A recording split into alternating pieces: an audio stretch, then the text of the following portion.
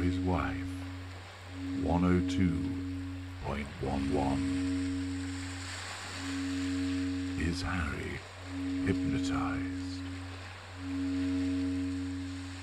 I'm H.G. Tudor. Look into my eyes, not around the eyes, deep, deep into my eyes. Feel yourself becoming lighter as you drift away under my control. Soon you will do my bidding. Relax. Allow all feeling to drift away from you and focus just upon my voice. Ah, yes, hypnosis. You undoubtedly have seen those stage hypnotists that are very entertaining. And there are those which explain that hypnosis can be used to cure certain ailments, for instance, a fear of spiders or to stop smoking. But it has been opined recently and brought to my attention that there is a suggestion that Harry is hypnotized, that he has been hypnotized by Harry's wife, so that the use of her physical touch upon him controls him. The short answer to the question, is Harry hypnotized, is no, he is not. Harry's wife doesn't possess such a skill to do that. However, why does he behave as he does and perhaps give the appearance of being hypnotized? Well, I've explained this before, but in order to address this question of potential hypnosis, it behooves me to explain in detail why he behaves in this fashion. In detail once again. Empathic individuals have an addiction to narcissists. Some people have what is known as the standard addiction, which is as a consequence of their empathic status, and I explain this in greater detail in my logic bulletin, the addiction, the foundation, which you can find in the Knowledge Vault. Some people also have imprinting, if you like, an enhanced form of addiction. Either way, whether it's the standard or the enhanced, one strand or two, empathic individuals find themselves with an addiction to the narcissist, so that they return repeatedly to the narcissist, and it makes them easier to ensnare and to keep ensnared. This is why we are drawn to empathic individuals as our primary choice of victims. We can, of course, ensnare normal people, narcissistic people, and indeed other narcissists. But the most effective for the supplying of the prime aims to us are empathic individuals. The presence of this addiction means that the person suffers from what is known as emotional thinking.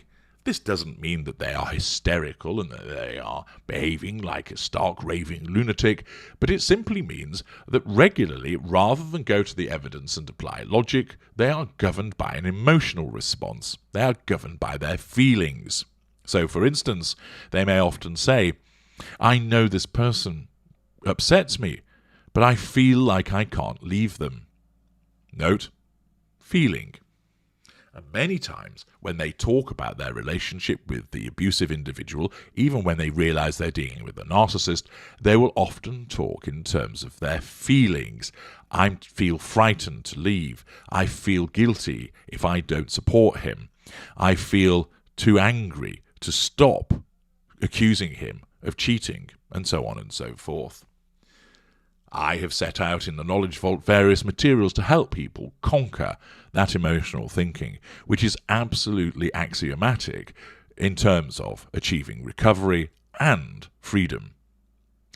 This emotional thinking is caused by the addiction in order to keep the victim in situ with the narcissist so that the addiction is fed.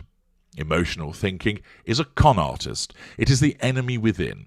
And its purpose is to ensure that the addiction that individual has is being fed because it causes the victim to go into and stay in one or more of the 5 arenas of interaction.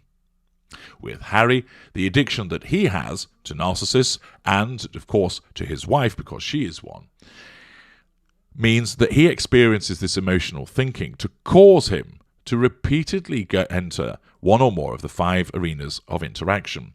It causes him to ignore the evidence. It causes him to respond in a way which isn't logical. This is why he believes that he and his wife are persecuted. This is why he believes that he and his wife are the victims. This is why he believes that it's right and proper for them to speak their truths about how they've been treated by the royal family. All of this is being driven by his own emotional thinking. This is why he believes most of what she says. This is why he goes along with what she suggests. And, in effect, this presence of the emotional thinking, like a fog around Harry, blinds him. Now, the fact that he's not particularly intelligent makes this doubly difficult for him. But intelligence is no defense to emotional thinking. I have regularly advised individuals who are of huge intelligence, NASA scientists, professors, CEOs, extremely competent academics. All these individuals often have been to university and demonstrate considerable academic and cerebral intelligence, but they've been ensnared by the narcissist because the intelligence is no defense, because your intelligence sort of gets put to one side as a consequence of the presence of the emotional thinking. It's a little bit like drinking. You, for instance, know how to drive a car at night. You turn the lights on, you put your seatbelt on, and you'll drive on the correct side of the road. But if you've downed a bottle of Sauvignon Blanc and several tequila slammers and become drunk, it isn't that you've forgotten how to drive, but the fact is, something is impairing with your ability to draw on that knowledge and use it appropriately. So you forget to turn your headlights on, you forget to buckle up, and you weave all over the road. You haven't forgotten how to drive, but the alcohol has made you drunk, and therefore has impaired your ability to apply the knowledge that you have. Emotional thinking is similar. Its presence means that either the individual doesn't apply knowledge that they have, for instance, something's not quite right here, or the more fine-tuned knowledge that they know that they're dealing with a narcissist, yet they still commit those errors. Emotional thinking is that enemy within, and that's what Harry is experiencing. And that means that he is so susceptible to the manipulations of his wife, and as I've explained in multiple video analyses, Harry's wife utilizes the grip of doom to assert physical control over Harry.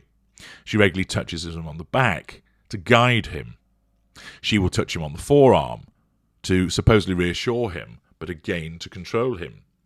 These are not physical cues where she taps him on the back or touches him on the forearm or holds his hand that signals to him, now you must do this, as if he's hypnotized. It is simply the fact that this is a physical manifestation of control by gripping his hand, by steering him from the back, by putting her hand on the forearm, etc. And because of his emotional thinking, he is susceptible to that physical assertion of control and usually, though not always, usually responds in a way where he's compliant. There are occasions, we saw it at the Met Gala, the Freedom Gala rather, if my memory serves me correctly, where he tried to escape the grip of doom on a couple of occasions, and she kept trying to draw him back in. Accordingly, Harry isn't hypnotized.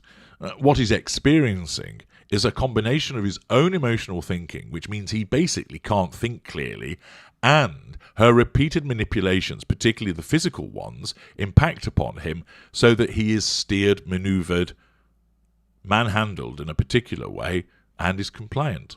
That is what it comes down to. I'm H.G. Tudor. Thank you for listening.